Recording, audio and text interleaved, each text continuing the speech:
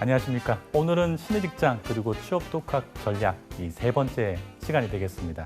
오늘 살펴볼 내용은 NCS 서류 자소서 심사에 대해서 한번 다루어 볼 텐데 NCS라고 하면 여러분들이 일반적으로 떠오르는 개념 자체가 필기시험이 많이 떠오르실 거예요. NCS 직업교차 능력 필기시험이 떠오를 텐데 신입직장인 공공기관, 공기업 채용을 위해서는 NCS에 대한 여러분들의 시야가 필요할 텐데 NCS 서류 자소서 심사 관련 내용들을 한번 좀 더 넓게 살펴보는 시간을 가지도록 하겠습니다.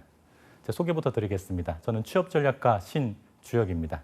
이번 영상에서는 NCS 서류심사 관련된 내용들을 보게 될 것입니다.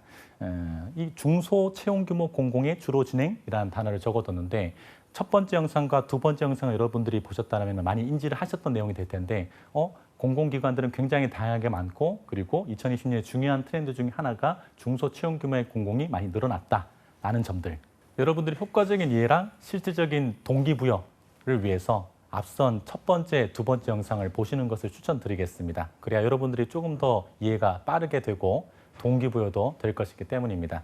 NCS 채용이라고 제가 적고 개념 요약이라고 내용을 담아봤는데 제가 쉽게 설명을 드리도록 하겠습니다. NCS 많이 들어본 단어죠. NCS가 뭐지?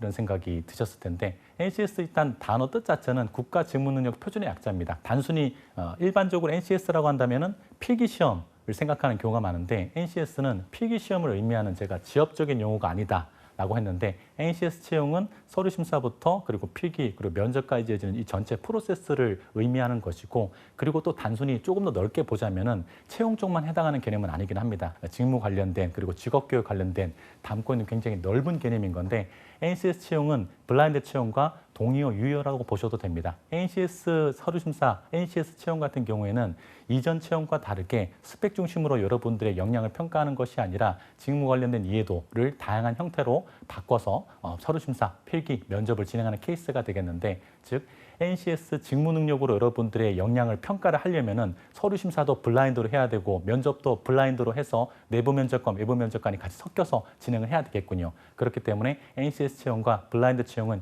연결되는 개념이라 생각하셔도 됩니다. NCS 채용은 말씀드린 것처럼 서류 심사 그리고 직업기초 능력이라는 필기시험 형태 그리고 구조화된 NCS 면접을 담고 있는 용어입니다. 그럼 NCS라는 것은 무엇인가 조금 더 구체적으로 살펴보자면은 국가직무능력 표준? 이게 무슨 말이지? 예전에 스펙 중심으로 평가를 하려면은 여러분들의 뭐 학력이라든지 학점이라든지 이런 부분들을 계량화해서 나래비를 세우는 형태로 여러분들이 책정을 하게 되겠지만 NCS는 그렇게 하게 된다면 직무 역량을 효과적으로 알 수가 없겠죠. 그래서 서류 심사에 대해서 스펙 중심이 아니라 직무 능력 관련된 인재를 보기 위한 전체적인 방향성이 있다는 겁니다. 그러면 스펙을 보지 않고 직무 능력, 즉 일에 대해서 잘할 수 있는 사람을 뽑게 되려면 어떻게 해야 될까? 기준이 있어야 될 텐데 직무에 대한 기준이 있어야 되겠군요. A라는 직무는 이런 태도들이 필요하고 역량들이 필요하고 B라는 직무는 이런 역량과 태도와 그리고 기술들이 필요하다라는 기준이 일단 있어야 되겠군요. NCS라고 하는 것은 직무에 대해서 정의를 내려둔 방대한 표라고 보시면 되세요. 계속 한번 사고 과정을 확장시켜 보도록 할게요.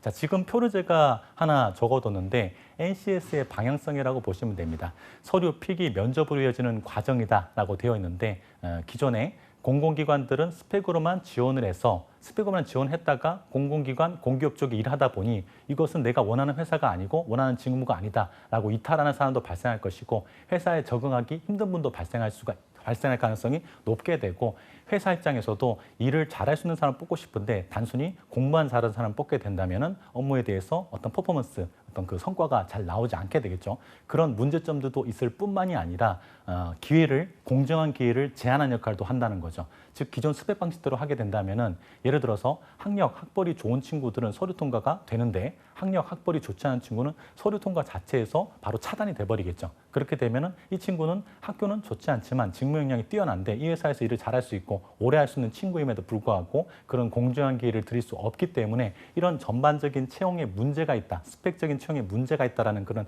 문제 인식이 NCS 채용과 연결된 개념이라고 보시면 됩니다. 자, 계속 또 다뤄볼게요.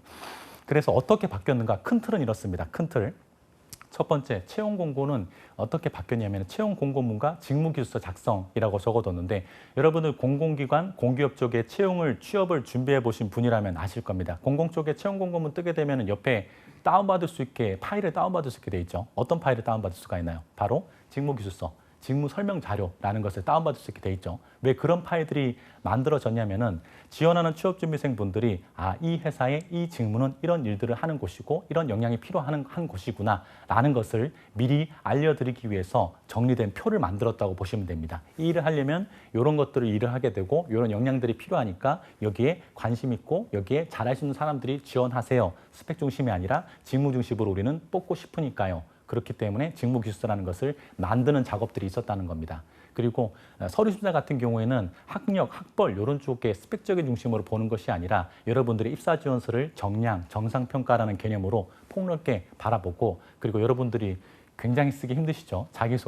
자기소개서를 서류심사에 점수화하는 채용도 늘어나게 된 부분이고 그리고 여러분들의 경험기술서, 직무 경력기술서를 통해서 심사관들이 직접 채점을 해서 카운팅을 해서 점수화시키는 과정도 있다는 거죠. 그리고 필기시험 같은 경우는 이전에는 전공시험 정도로만 갔다면은 요즘에 공공 쪽에 여러분들 준비하시는 분이면 당연히 NCS 직기초 공부하셔야 되죠. NCS 직기초라는 필기시험은 10개 과목으로 구성된 필기시험 형태입니다. 이 NCS를 처음 접할 때 취업준비생분들이 많이 겁먹는 이유 중에 하나가 이 10개 과목이라는 방대한 과목 수량 때문에 걱정하시는 경우가 많게 되는데 물론 10개 과목을 모두 다 필기시험에 진행하는 기관은 없다고 보시면 됩니다. 일반적으로 이 10개 과목들 중에서 몇 개를 선별을 해서 NCS 필기시험을 치게 되는데 어떤 과목들을 주로 많이 치게 되냐면은 제가 의문수자라고 얘기를 하는데 의사소통 능력이라든지 문제해결 능력이라든지 수리 그리고 자원관리 이쪽이 우리 대입으로 치자면 국영수라고 언사회 이렇게 보셔도 되는 겁니다. NCS를 처음 접하시는 분이라고 한다면은 의문수자를 중심으로 접근하게 된다면 여러분들이 높은 성과를 얻으실 수 있을 겁니다. 이렇게 필기시험이 새로운 전형이 생겼군요. 직무에 대한 역량을 측정하기 위한 필기시험 형태가 만들어졌다라는 점이 예전과 달라진 점이고 네 번째, 면접은 구조화됐다. 구조화가 되었다는 것은 여러분들을 그냥 뭉뚱그려서 대충 평가하는 것이 아니라 채점 기준에 맞춰서 여러분들을 심사한다. 이렇게 개량화, 구조화됐다라는 건데 적절한 표현인지 모르겠습니다만은 면접 질문에서 만약에 면접관분이 너희 아버지 뭐 하시노? 라는 질문 같은 걸 하면은 예전에 속된 말로 예전의 질문 문항들인 거죠. 요즘에는 그런 질문 하시는 면접관분들 없습니다.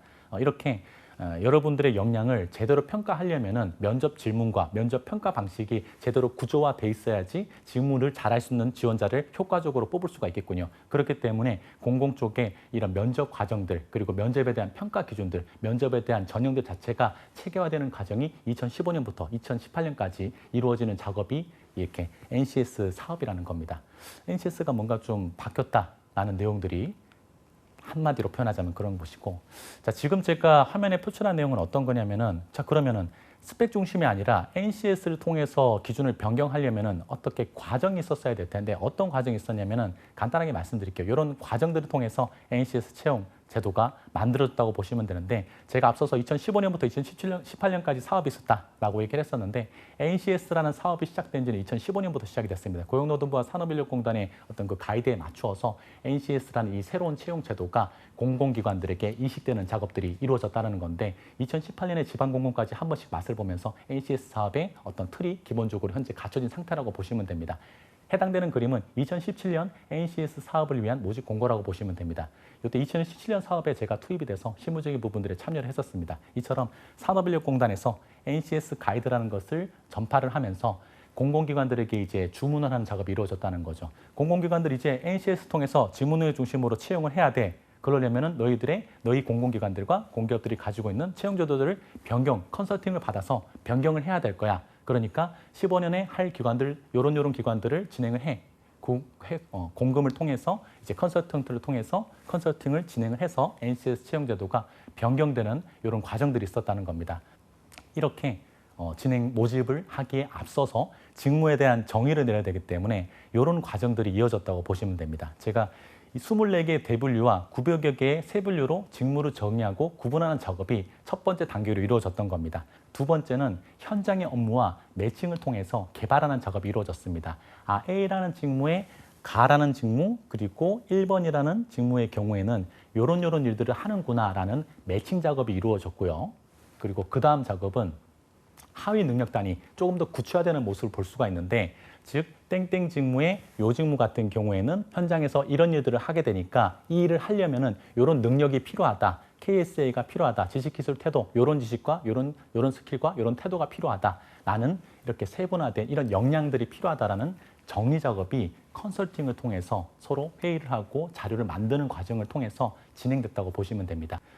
그리고 난 다음에 여러분들이 이제 공고문에서 다운받을 수 있게 되는 직무기술서가 만들어지게 되는 겁니다. 아, 이 직무는 이렇게 분류가 이루어지고 이런 직무를 하는 것이고 실무는 이런 일을 하는 것이구나. 그러면 이런 능력 단위들이 필요할 텐데 그러면 이 능력 단위들이 취업준비생분들이 잘할 수 있는 표로 만들어야 되겠네. 라고 만든 표가 뭐다? 직무기술서가 되겠습니다. 이렇게 직무기술서가 채용공고문에 삽입이 되면서 여러분들이 접하는 채용공고문들이 다 바뀌게 되고 직무기술서가 첨부되게 되는 이런 과정들이 2015년부터 2018년까지 이루어졌다는 겁니다. 자, NCS라는 느낌이 조금 더 약간 어떤 개념이 좀 이해가 잡히셨나요? 여러분들이 영상을 보시는 많은 취업준비생분들께서 NCS 그러면은 40대 1, 30대 1, 20대 1 소위 박 터지는 경쟁을 하는 그런 필기시험을 많이 떠올렸을 텐데 NCS가 필기시험을 의미하는 게 아니구나라는 그런 소스가 전달되었길 바라겠습니다. 자, 그렇기 때문에 NCS는 필기시험만이 아니고 서류심사도 진행하는 채용 프로세스이기 때문에 당연히 서류심사 방식은 다르겠죠. 공공기관, 공기업 채용은 크게 두 가지 형태로 구분이 됩니다. 어떤 형태로 구분이 되었죠? 서류를 적부로 보고 필기 경쟁을 타이트하게 시키는 필기 경쟁형이 하나의 카테고리를 대규모 채용에 주로 형성을 하고 있고 서류 심사를 NCS 가이드에 따라서 진행을 하고 필기 경쟁은 정상적인 경쟁이 나오는 방식으로 진행하는 두 번째 서류 경쟁형, 면접 경쟁 형태로 구분된다라고 제가 말씀을 드렸었는데 즉 이런 NCS 서류 심사 기준들은 어디에 해당하는 것일까요? 즉 서류를 적부로 보지 않고 서류를 평가를 진행하고 필기 경쟁이 상대적으로 낮은 그런 채용들이 있을 때 이런 식으로 서류 평가를 진행하게 된다라는 개념들을 조금 더 다뤄보도록 하겠습니다. 2020년의 중요한 트렌드가 바로 이거였죠. 중소 채용 규모의 공공들, 즉 서류 면접 경쟁형 채용이 굉장히 많이 다채로워졌다. 그래서 여기에 대한 접근법을 가지게 된다면 막연히 필기시험 공부만 하는 것이 아니라 더 많은 기회, 그리고 2020년 채용 규모가 증가했던 이 기회를 여러분들이 다수, 여러 개 가질 수가 있게 돼 있군요. 아는 게 굉장히 중요하겠죠. 서류 심사 어떻게 되는지 알면 여러분들에게 도움이 되는 부분이겠죠.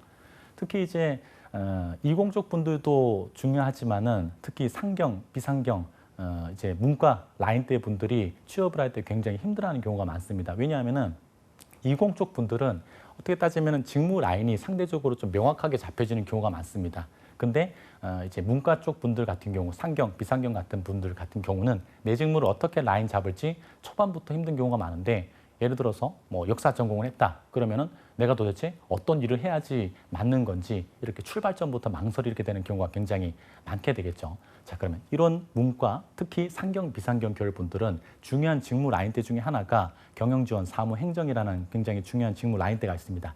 여기에 대한 접근 방향이 필요할 텐데 민간 채용 같은 경우에는 직무가 상대적으로 영업 마케팅 직무가 좀 다수 분포된 데 비해서 공공기관, 공기업 채용 같은 경우에는 사무, 행정이라는 직무 범위가 굉장히 넓게 형성되어 있습니다. 즉, 문과, 상경, 비상경 계열 분들의 굉장히 한 줄기 큰 빛이 되는 게 바로 NCS 서류심사 부분이라는 겁니다. 자, 그러면 NCS 서류심사는 무엇인지 간단하게 살펴보도록 하겠습니다. 사실 NCS 서류심사를 가지고 굉장히 긴 얘기를 다루어야 되는데 시간이 제한되어 있기 때문에 필요한 부분들을 요약해서 몇 가지 소개해드리도록 하겠습니다. NCS 서류심사는 첫 번째 개념이 있습니다. 정량이라고 제가 적어뒀는데 NCS 서류심사는 정량평가라는 항목이 있습니다. 그리고 플러스 정성평가, 즉 NCS 서류심사라는 것은 무엇을 의미하냐면 정량평가, 정성평가를 본다라는 개념인데 이게 무슨 말이지? 이런 느낌이라고 보시면 됩니다. 첫 번째, 정량평가. 이 용어 자체가 다른 용어로 표현하자면 계량평가라고 표현을 하기도 하는데 정량, 계량? 이게 뭐지? 계량평가, 정량평가라고 하는 말은 소위 계산기로 따다다닥 평가할 수 있는 그런 항목들, 인덱스들을 말하는 거라 보시면 됩니다. 계산기로 판단할 수 있는 항목들 어떤 거지? 학교 교육, 제가 밑에 이렇게 적어뒀죠. 학교 교육, 직무 교육, 자격 전공 외국어, 경업 경영, 기간이라고 적어뒀는데 자, 이게 무슨 말일까? 학교 직무 교육은 무엇을 의미하냐면은 민간 기업 쪽에서 공공 말고요. 민간 기업 쪽에서 여러분들의 서류 심사를 보는 과정에 있어서 여러분들의 학교 교육을 책정하는 인덱스는 무엇이냐면은 학교, 그리고 학점, 그리고 전공 부분을 가지고 여러분들의 점수를 계량화하게 되겠죠. 근데 공공 쪽은 좀 다르다는 겁니다. 왜? 직무 능력으로 봐야 되기 때문에 학교, 교육 관련된 역량을 평가를 할 때 단순히 학교, 학점, 그리고 전공을 보는 것이 아니라 좀 다르죠. 지원해 보셨던 분이라면 아실 거예요. 직무 관련된 수업의 학점 혹은 직무 관련된 수업에 대해서 책정을 하게 된다는 겁니다. 전공, 단순히 학점이 아니라 직무 관련된 수업을 본다는 겁니다. 과목을 본다는 거죠. 즉 여러분들이 해당되는 전공자가 아니라고 하더라도 복수전공 혹은 부전공 혹은 추가적인 교육을 통해서 교육 라인들을 갖추게 된다면 여기서 포인트를 받을 수 있는 여지가 나온다는 거죠. 뭐 어떤 내용인지 뒤에 조금 더 자세히 다뤄보도록 하겠습니다. 이렇게 아직까지 확실히는 모르겠지만 공공 쪽은 일반 민간 채용과 다르게 단순히 학교만 보는 느낌은 아니고 직무 관련된 수업을 본다라는 이런 개념입니다. 두 번째, 자격, 전공, 외국어. 공공 채용은 민간 채용보다 자격에 대한 범위가 굉장히 넓게 형성되어 있는 어떤 형태라고 보시면 됩니다. 무슨 말이냐면은 공공 쪽을 지원해 보신 분들이라면 아시겠지만은 공공 쪽 하시는 분들 중에 한국사 준비 안 하시는 분들 없으시죠? 그리고 커말 또 준비를 대부분 다 하고 계시고 이공적 분들이라면 기사 반드시 준비하셔야 될 텐데 이렇게 다채로운 자격들을 가지고 여러분들의 서류 심사에 포인트를 넣는다라는 건데 상대적으로 민간 채용 같은 경우에는 기사가 반드시 있어야 된다거나 한국사를 서류 심사에 점수를 한다거나 라는 경우는 많이 없죠. 그래서 기사 자격이 없는 경우를 하더라도 최종 면접에 가는 경우가 발생하는 게 이런 공공 쪽과 민간 쪽의 서류 심사의 차이가 있다라는 점들입니다. 그리고 전공을 보는 것은 많이 없지만 전공을 통해서 이제 커팅을 하는 경우도 발생을 하고 공공 쪽은 외국어 점수를 민간과 다르게 서류 심사에서 점수화하는 경우는 극히 드뭅니다. 무슨 말이냐면은 민간 기업에서는 토익 800이면 몇 점, 850이면 몇 점, 900이면 몇 점 이렇게 점수화를 시키지만은 공공 쪽에 거의 대다수는 그 외국어를 적는 칸이 없다거나 아니면 어떻게 돼 있죠? 몇 점 이상이면 통과 이렇게 자격 기준으로 가는 경우가 거의 대부분이고 소수 마이스 산업을 진행하는 곳이라든지 한정 같은 경우에는 일부 외국어를 점수화하는 곳도 있고 전반적으로 봤을 때는 외국어를 적는 칸이 없는 채용이 훨씬 더 많죠. 그리고 마지막 경험, 경력 기간에 관련된 부분입니다. 경험 기간 혹은 경력 기간이 몇 개월 이상이면 몇 점, 몇 개월 이상이면 몇 점 이런 항목들을 출연해서 여러분들의 서류 심사 점수를 정량적으로 책정한다는 것이 바로 이 전체적인 틀이 되겠는데 민간 기업 같은 경우에는 경력 기간을 점수하는 경우는 상대적으로 공공 쪽보다는 덜하기 때문에 민간 쪽에 면접 가시는 분들을 자세히 여러분들이 보셔서 아시겠지만은 인턴 경력이 없거나 회사에 계약직 경력이 없으신 분들도 면접에 주로 많이 가시게 되죠. 왜? 이 부분은 공공 쪽보다 비중이 적거나 안 보는 곳이 많기 때문이죠. 뭔가 성향 자체가 다르니까 여러분들이 준비한 포인트도 다르다는 겁니다. 제가 쭉 말씀드렸는데 하나하나 다루자면은 너무 시간이 많이 걸려서 제일 중요한 한 가지를 집중해서 말씀드리겠습니다. 학교 직무교육에 대해서 좀 다뤄보겠습니다. 학교 직무교육. 제가 처음에 이런 말씀드렸죠. 공공 쪽에서는 직무 역량을 평가하기 위해서 여러분들이 학교를 서류 심사에서 정량평가로 진행하게 되는데 단순히 학교, 학벌, 학점만 보는 것이 아니라 뭘 본다? 직무 관련된 수업의 학점을 본다. 혹은 직무 관련된 수업을 본다. 라고 돼 있는데 무슨 말인지 같이 보도록 하겠습니다. 자, 지금 보시는 화면은 어떤 내용이냐면은 여러분들이 이력서 지원을 하실 때 학교 교육을 적는 칸이 이렇게 시스템으로 구현이 될 겁니다. 한번 다뤄보도록 할게요. 어떻게 되게 됐죠? 적는 칸을 보자면은 첫 번째 과목명을 적는 칸이 있군요. 어떤 수업명을 적는 칸이 보이고 그 다음에 밑에 보니까 주요 내용, 이 수업을 통해서 당신이 무엇을 배웠습니까? 라고 적는 칸이 보이는군요. 그리고 밑에 보니까 3학점짜리 수업인지 2학점짜리 수업인지 적는 칸도 보이고 그 다음에 그 옆에 보니까 A 플러스 받았는지 B 플러스 받았는지 C를 받았는지 적는 칸도 보이는군요. 지금 이렇게 화면에 구현되면은 NCS 서류 심사에서 학교 교육 부분의 풀세트라고 보시면 돼요. 풀세트. 자, 그러면은 여러분들의 수업을 이렇게 자료로 받게 될 텐데 공공기관 입장에서는 그러면 이 자료를 도대체 왜 받는 걸까요? 정량평가, 점수화를 책정하기 위해서인 거죠. 점수화시키기 위해서 이 자료를 받는다는 건데 자, 그러면은 점수화를 하려면은 기준이 필요하겠네요. 어떤 기준? 두 가지 기준이 필요합니다. 첫 번째, 이 수업을 인정해 줘야 될지 인정해 주지 말아야 될지 OX를 판단하는 첫 번째 라인대가 있고 그 두 번째는 뭐가 필요하죠? 점수를 몇 점 줄지 판단하는 등급 판단 기준. OX 판단 기준, 등급 판단 기준 이렇게 두 가지가 있어야 뭘 할 수 있다? 정량, 계량으로 책정을 할 수가 있다는 겁니다. 자, 그러면은 이런 항목들을 받게 된다면 뭘 가지고 평가가 이루어지게 될까? 이렇게 이루어진다는 거죠. 여러분들이 적은 과목명과 그리고 교육 내용을 보고 OX를 판단한다는 겁니다. 교육 내용은 시스템이 판단할 수 없는 영역입니다. 그럼 누가 판단할 수 있을까요? 사람이 판단할 수 있습니다. 즉 그렇기 때문에 여러분들의 교육 내용을 적으실 때 그냥 막연하게 강의 계획서에 있는 그 내용을 갖다 복붙하는 방식으로 적으시면 안 되고 직무와 연결된 소스들이 있는지 여러분들이 생각하시면서 적으셔야 됩니다. 그럼 거기에 대한 소스는 어떻게 찾을 수 있을까요? 채용 공고문에 나와 있는 직무 내용 혹은 직무 기수에 포함되어 있는 직무 수행 내용을 통해서 이 수업과 연계되고 있는지 단어들과 내용들을 담아서 적으셔야지 OK를 받을 수 있는 확률이 올라간다는 겁니다. 그냥 막 적으면 안 되겠죠. 그리고 두 번째, 점수를 책정한 영역들이 어떤 부분들일까? 바로 저 부분이 되겠죠. 학점, 3학점짜리인지 2학점짜리인지 혹은 A 받았는지 B 받았는지를 가지고 점수화를 하게 되겠죠. 이렇게 두 가지 영역. 공공 쪽의 서류 심사에서 여러분들 학교 교육의 교육 내용은 제가 이렇게 표현하는데 처음 쓰는 자소서라고 보셔도 돼요. 처음 쓰는 자소서. 막 적으면 안 된다고요. 요거 한 줄 한 줄이 몇 점이다? 자격증 하나 정도로 배점으로 책정되는 경우가 있습니다. 요거 한 줄 잘 적으면 자격증 하나 점수를 획득하게 되는 굉장히 중요한 이력서 작성 작업이라는 겁니다. 아시겠죠? 그리고 지금 해당되는 내용은 또 다른 형태를 스크린샷 해둔 거라 보시면 돼요. 학교 교육을 아까 전처럼 풀세트로 나오는 경우도 있지만은 지금 보시는 것처럼 이렇게 구현되는 경우도 있다는 겁니다. 여기는 어떤 항목들이 적게 돼 있죠? 첫 번째 보니까 어떤 수업 들었는지 그 수업명을 적으라는 칸이 보이고 그다음 두 번째, 이수 시간. 이수 시간은 여러분들이 학교 교육을 책정하기 위한 인덱스가 아니라 직무 교육을 책정하기 위한 어떤 참고 인덱스라고 보시면 됩니다. 무슨 말이냐면은 외부 직무 교육을 들으셨을 때 3일한 직무 교육과 3개월한 직무 교육은 비중도가 다르겠죠. 그럼 3개월 했던 직무 교육은 조금 더 잘 볼 필요가 있겠네요. 그런 것들을 책정하기 위한 인덱스이기 때문에 학교 교육과는 상관없는 개념이라고 보셔도 됩니다. 신경 안 써도 된다고요. 학교 교육은. 그리고 학교 교육은 수업마다 점수가 카운팅이 되지만은 직무교육 같은 경우에는 직무교육마다 카운팅 되는 경우보다는 플러스 알파 가점 느낌으로 가는 경우가 많다는 것도 여러분들이 유념해둘 필요가 있습니다. 자, 여기 그림을 보자면은 수업명을 적고 그다음에 제로론 쪽에 뭘 적게 돼 있죠?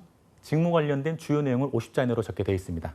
그럼 여기서는 점수를 책정한 영역은 없군요.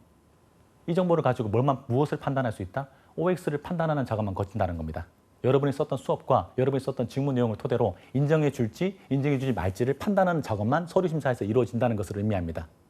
자, 그렇다면 여러분들이 B 받은 과목과 A 받은 과목이 있다고 가정했을 때 서류 심사 전형이 이렇게 이력서가 이렇게 구현이 된다면 B 받은 과목과 A 받은 과목 중에 A 받은 과목이 무조건 좋은 게 아니라 B 받은 과목의 내용이 좀 더 연관성이 있으면 그게 여러분들에게 서류 심사에서 혜택을 준다는 것을 의미합니다.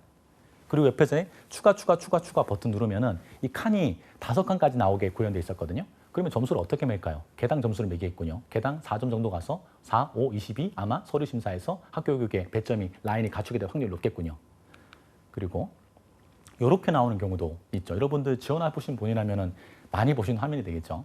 해당되는 내용은 과목명과 그리고 이수학점, 3학점짜리인지 2학점짜리 적는 칸, 그리고 제로론 쪽에는 교육 내용을 길게 적는 칸이 나와 있습니다. 자, 그러면 여기서는 어떻게 점수를 책정을 할까요? 여러분들의 수업 내용과 그리고 주요 내용을 통해서 뭘 판단한다? OX를 판단하는 과정을 거치고 3학점짜리인지 2학점짜리인지에 따라서 무엇을 판단한다? 점수가 구분을 둔다는 겁니다. 자, 그러면은 이 채용에 여러분들이 이력서를 지원하실 때는 어떻게 하는 것이 효과적일까요? A 받은 과목, B 받은 과목, C 받은 과목은 여러분들이 의미가 있는 게 아니라고요. B 플러스 받은 과목이 3학점짜리고 A 받은 과목이 예를 들어서 2학점짜리다. 그러면은 뭘 적어야 될까요? 그렇죠. B 학점 받은 3학점짜리 그리고 직무 연관성이 높은 수업을 순으로 배치하는 것이 여러분들의 수업률을 높이게 되는 굉장히 중요한 포인트라는 겁니다. 세 번째, 이렇게 구현되는 경우도 보셨을 텐데 지금 보시는 내용은 학교 교육 과목만 적게 돼 있죠. 수업 내용 적는 칸이 없습니다. 그러면은 이 회사에서는 여러분들의 자료를 받았을 때 어떻게 판단을 할 수밖에 없을까요? 교육 과목을 통해서만 OX를 판단하는 작업만 이루어진다는 겁니다. 교육기관 같은 경우는 어떤 거라겠죠? 직무 수업에 대해서 판단하는 인덱스이기 때문에 학교 교육과는 상관이 없는 부분들. 여기서는 내가 주요 내용을 잘 적냐 못 적냐에 대한 부분이 없기 때문에 A 받은 거, B 받은 거 상관없이 과목명이 연관성 있는 것들을 여러분들이 고려해서 배열하는 것이 굉장히 중요하겠군요. 그리고 이런 생각이 드실 겁니다. 빈칸 두면 안 됩니다. 맞죠? 최대한 많이 여러분들 접근하셔야 된다는 것을 팍 인지하셨기 바랍니다. 그리고 마지막으로 이렇게 구현되는 경우도 있는데 사실 이렇게 구현되는 경우는 공공채용 쪽에서는 많지는 않습니다. 보시면은 전문 학사, 그리고 전공 이렇게 적게 돼 있는데 만약에 서류 심사 과정에서 이런 인덱스를 받는다는 것은 무엇을 의미할까? 전공 가지고 커팅 들어간다는 거예요. 그럼 전공 연관성 없으면 여기에 내가 서류 통과하기 힘들다는 것을 미리 감을 잡고 힘들게 자소 쓸 필요 없다는 거죠. 이력서를 통해서 지원 여부를 즉각적으로 판단하는 작업들이 여러분들의 시간을 효율적으로 활용하는 데 도움이 될 겁니다. 첫 번째가 정량평가 중에 학교 교육을 좀 살펴봤습니다. 약간 접근이 이해도가 높아지셨나요?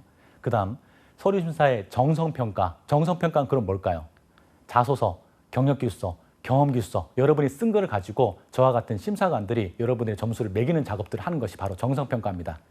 자소서와 수업률의 관계, 공공채용 중에 서류 경쟁력, 면접 경쟁력 같은 경우에는 서류심사 배점에 있어서 20점, 많게는 40점, 그리고 정말 많게는 SR과 LH 같은 경우는 자소평가 배점이 90점이죠.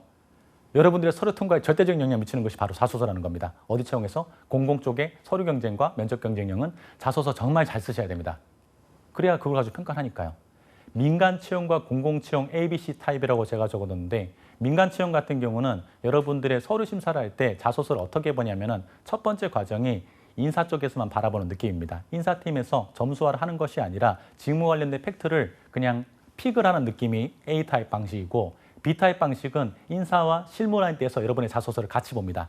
그래서 직무 관련된 팩트를 찾아서 카운팅하는 느낌으로 점수를 매기는 거고 타입 C 같은 경우는 여러분이 제출한 자소서 혹은 과제를 통해서 세부적으로 점수를 매겨서 줄을 세우는 경우를 의미합니다. 민간 채용에서는 A타입, B타입이 절대적이고 A타입이 아직까지 많다라는 점.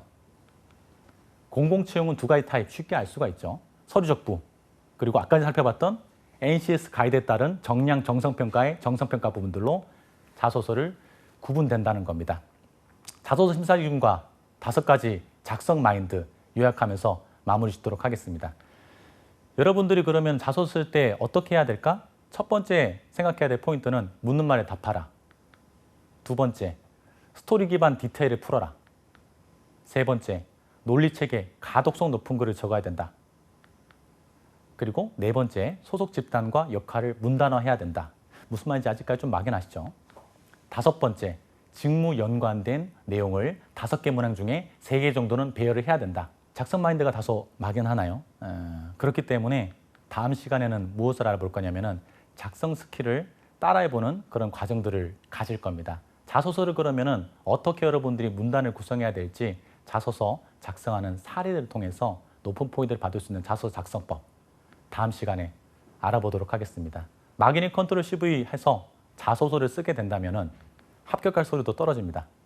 전략적으로 지원을 하시려면은 상급 자소서 양성 능력이 취업 과정에서 굉장히 중요하다라는 점을 말씀드리겠습니다. NCS에 대해서 이해도가 높아지셨나요? 다음 시간에 자소서 사례를 통해서 다뤄보도록 하겠습니다. 감사합니다. 신주혁이었습니다.